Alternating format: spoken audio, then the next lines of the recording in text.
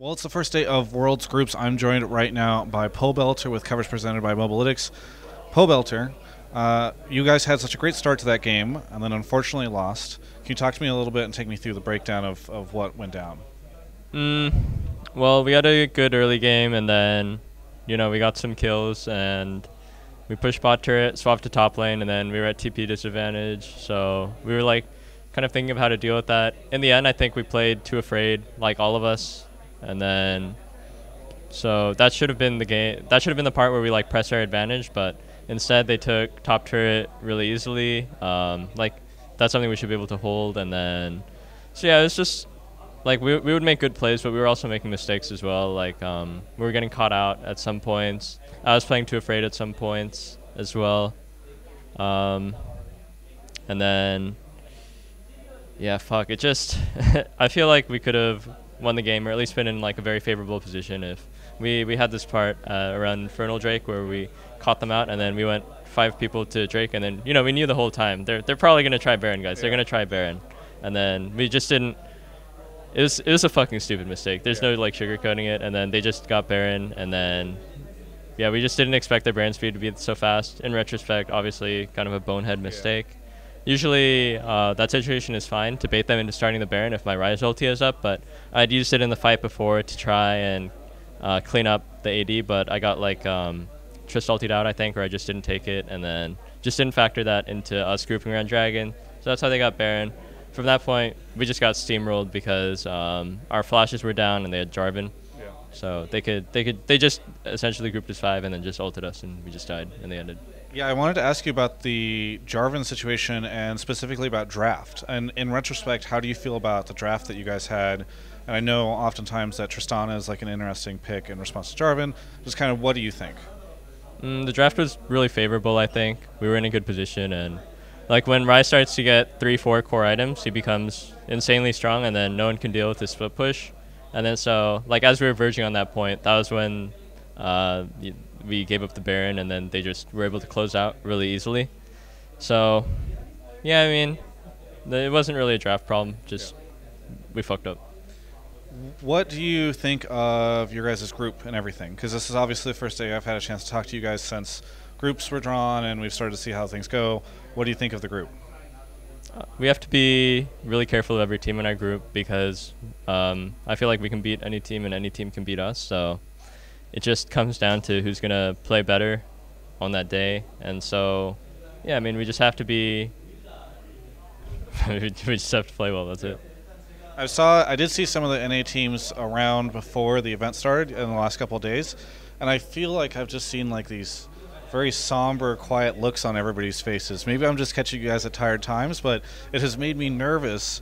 I'm kind of curious. I don't know how much you're talking to the other teams, but how is North America as a whole feeling about its chances at Worlds this year?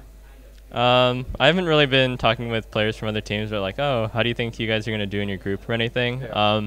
I think just everyone's just being really serious and buckling up. Like, the only communication I've been having with Jensen or Bergson is like, oh, what do you think about this matchup? Yeah. That kind of stuff. Yeah. Very good. And how do you feel about the world's meta right now? Because I was just talking to Gorilla, who was complaining about the Ardent thing, though he did say he feels like that might give TSM their best chance at winning. So what do you think of the world's meta that we have? Well, from like a player's perspective playing in it, it's really kind of lame because, yeah, I mean, support picks are like if you want to break the Ardent sensor meta and then just pick like Alistar or Thresh or something, you have to snowball so incredibly hard and just play so immaculately that generally it's not worth it. Like, unless you just execute it super well. So pretty much everyone's playing these shielding supports, and it just feels really bad sometimes. Like if their AD carry gets too strong, even if you have the perfect engage on him, they're going to pop heal, they're going to pop barrier. Janna's going to use E, pop redemption, and lock it, and ulti at the same time. So even if like you literally just like somehow ended up all 5 on their AD carry, he's still going to survive and just kill everyone with Ardent Sensor buff. So as a player, it doesn't feel, well, I guess as a mid laner, because our team can do that too, right? Yeah. As a mid laner, it feels like I have less impact over the game because it's very revolved around bot. But also at the same time, I can like, win lane and then gank bot and then snowball the game that way. From a viewer perspective, it also probably kind of isn't that fun watching teams just rice it out for like 30 minutes and be like, or really it's like the biggest advantage you can get early game is like you get Ardent Sensor one base faster than enemy support, and then you take turret, you take dragon, you swap top, and you take top turret, and then the enemy support will finally get Ardent Sensor at that point, and then it's like, all right, it's time to start the game. Great. Last question.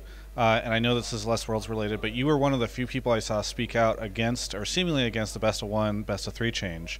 And I'm curious, first off, your opinion on it, and also, do you feel like NA has a better chance this year at Worlds because they've played best of 3s? Because that's the biggest thing I hear about is like international competition, best of 3s help, and all that kind of stuff. So kind of bringing that all in together here at the end.